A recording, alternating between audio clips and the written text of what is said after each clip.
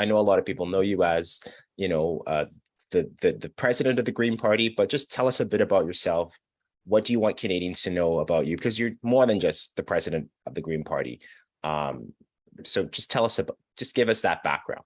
Okay, so I'm glad to be talking to you finally, David, after a year, into this role as president.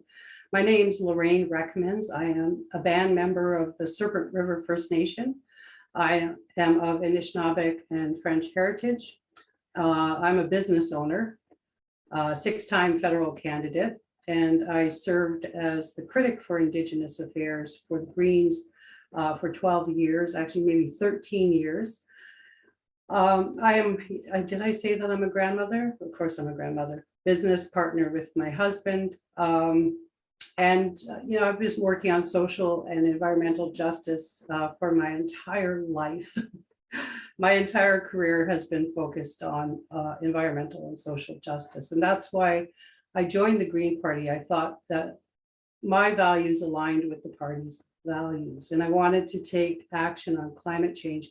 Back in 2008, when it wasn't popular, I was campaigning on the issue of climate change. That's how worried I was. And, looking back all those years, I'm starting to feel like I got on the wrong bus. And what I want to say to the members is that we were focused on building safe spaces in the party because of what happened last year. So that was the focus of our work, is taking these allegations seriously and trying to get processes in place to deal with finding a way to get people to stop causing harm to each other. And the idea was that we had to go forward together. And a year later, I find myself in a situation where we're facing another allegation of harm. And it was really taking up all of our time on council, that we were focused on organizational rebuilding, we were focused on creating safe spaces.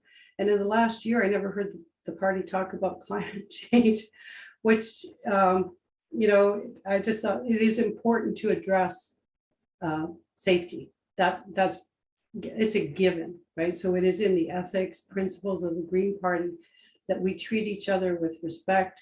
We have respect for diversity, and we celebrate participatory democracy. That's what we're all about.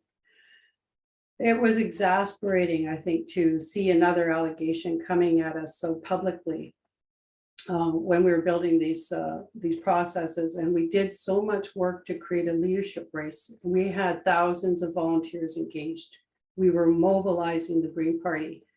And that, I think many volunteers were hurt when the leadership hopefuls were telling us to get our act together.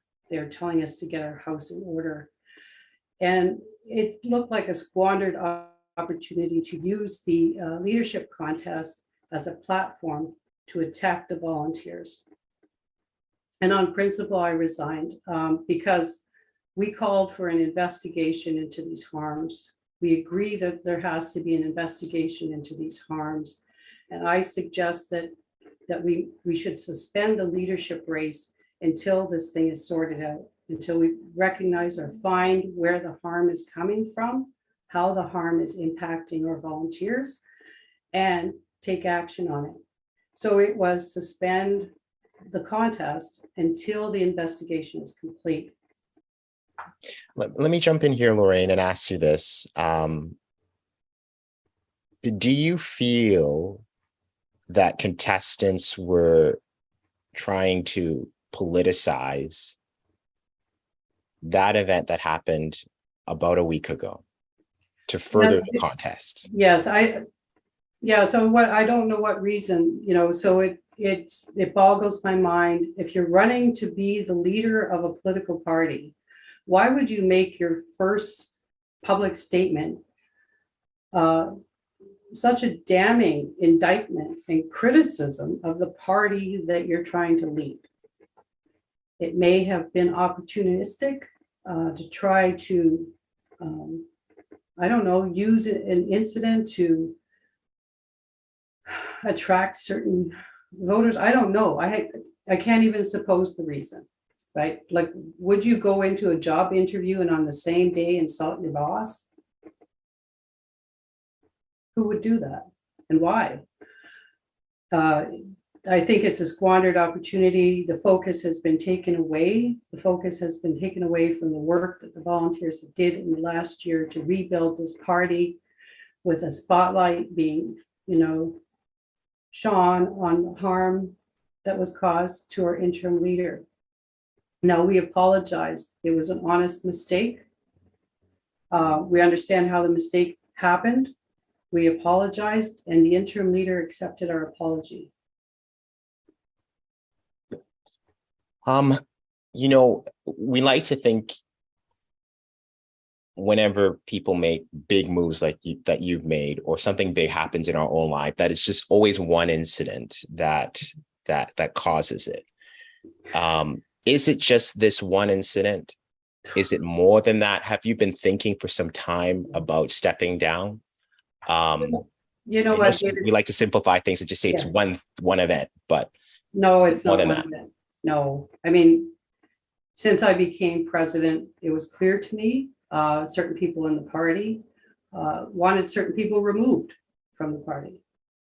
And I'm a person who is all about due process. So I, wouldn't just go after heads. And I believe in evidence. I believe there's got to be a substantial reason, a substantiated reason to remove people from the party. And like I said, we have processes. So we do have the members' code of conduct. We have membership review process. And as you know, we did have a really public expulsion of one of our members just recently. So that was a result of that process working or being used to make a decision about membership in this party. There are people in this party that have faced allegations ever since I've been here. There's been allegations against certain people in this party, and I've never seen any evidence or anything to substantiate these allegations.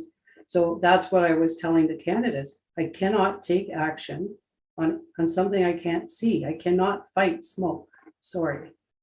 Right? Who is this person? What have they done? Put it down in writing. Stand by your accusation. And then we can take action. But it's been pervasive and it's been perpetual. So there are people in this party that are being harmed, of course.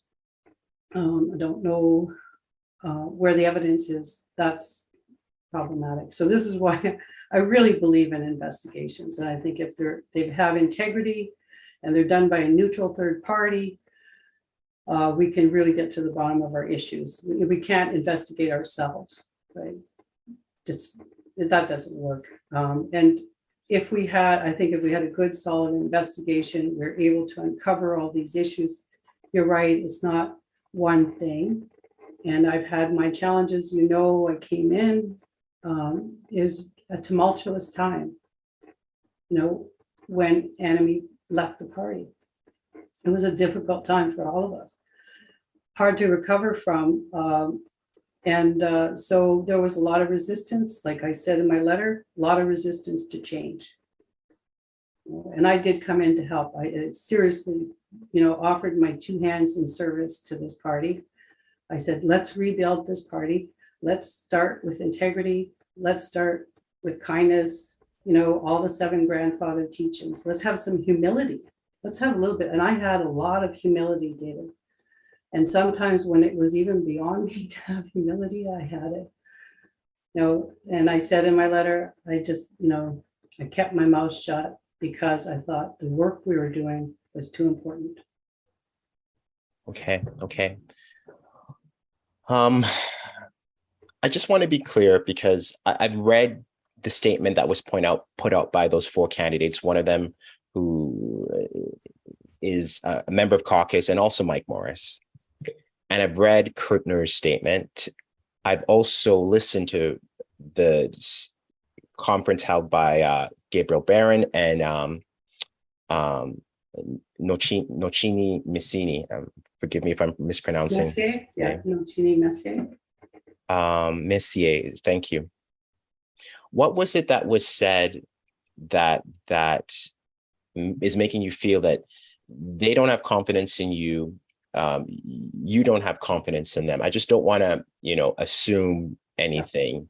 And maybe, I will explain it. Yeah. yes, please. So I'm the president of the Green Party of Canada. I have a job that I take very seriously. I've been working at that job for a year. And so I see that they issue a statement and they say, oh, there's all these terrible things happening in the Green Party, but it's not Lorraine, right? No, it's not Lorraine. It's not the president. It's just happening under the president's watch. At that point, I felt maligned, right? I was just set off to the side on the margins saying, oh, it's not. So that basically was saying to me, the contestants were saying, the president doesn't know what's going on, or the president's not taking action. It was a huge insult to me. It was an insult to my leadership, an insult to my contribution. And that insult was made by the contestants who want to lead this party. And so at that point, when they made that statement, maligning me, I recognized that I could not work with these people because they were making an allegation about harm in our party. And it was, to me, unsubstantiated. There was nothing concrete, specific. There was no evidence. There was no investigation. So for a group of people to make an unfounded claim, that speaks to me that, there's problems, because we always say we're an evidence-based, science-based, fact-based party. We're a group of people who make decisions based on information. So that, I mean, that, you know what, when you feel insulted by the leadership contestants, you know that you're not going to be able to work with the new leader. And so I left. Yeah, absolutely. And there was a pathway, from what I understand from your letter and this conversation forward, and that would have been to suspend the leadership race, Yeah. do the investigation independently, third party, figure out once and for all when is this harm coming and happening and all that, and then go forward from there. And had that happen, from what I'm hearing, Lorraine, correct me if I'm wrong, you could have stayed on as leader. Yes, I would have stayed. If we had agreed, and we did agree to the investigation, we said, let's do the investigation, fine. Let's suspend the contest. We'll get to the bottom of it, and then we will pick everything up and resume once we know what we're dealing with. So if council had voted to suspend the contest, I would not have resigned, because that would have sent a signal to me that these people are serious about safety. Right. So I don't see how those two things could coexist, that we could be under investigation for harm and that we could continue to use our volunteers to run a contest. Right. Because there is harm that our volunteers have been harmed by all of this. And yet council wants to continue. Yeah. You say, so you're saying that members have been harmed. You're also saying that, your optimism is gone within the party, and that the dream is dead for you. Is there any future for the Green Party? Like, I mean, that's a difficult question to ask. I don't mean to be mean about it, but like, is there a future? I think a lot of people who are concerned about the planet are wondering that, given all that has happened. So I'm wondering what your thoughts are on that. Well, my thoughts are, like I said, I think I got on the wrong bus. I jumped on a bus with a bunch of people who said, we're going to go off to save the planet. And I keep driving around the same roundabout that is dealing with harm, right? Harm, discrimination, harm. It is this scenario this year looks very similar to the scenario we went through in 2021. Right. And, so we were a very diverse council, right? This is the first time, and I do feel a responsibility to speak because this is the first time that an Indigenous person has been the leader of the president of a political party, right? That's why I feel obligated to speak, because I'm sure there's a lot of Indigenous people saying, what's going on, right? It is, so I mean, it goes without saying, there is racism. There's racism, there is misogyny, there's sexism, it's everywhere. Dealt with it all my life, right? I don't condone it, I don't accept it, and I try to work past it. And I certainly don't want, I just don't want to be seen as the Indigenous woman who failed, right? Because I don't think I did fail. I don't think I failed my party. I think that there are political forces that we can't overcome. And I will say, until certain people step aside. Not naming names. Okay, I was going to ask you, but I won't. Yeah, the party cannot grow, right? The party cannot grow, go forward, get beyond, and without new leadership, without new ideas, without new approaches. So some of the same old political stuff that happened in the past, it's over. Those days are over. The world is moving through this cultural transformation where we say, oh, Indigenous people are important and they bring contributions, right? Black people, diversity, we need biodiversity, we need human diversity. All these voices have to come together. That's the change. I think we're in a pivotal moment. We make it through, I guess, David, we either make it through this change or we're done.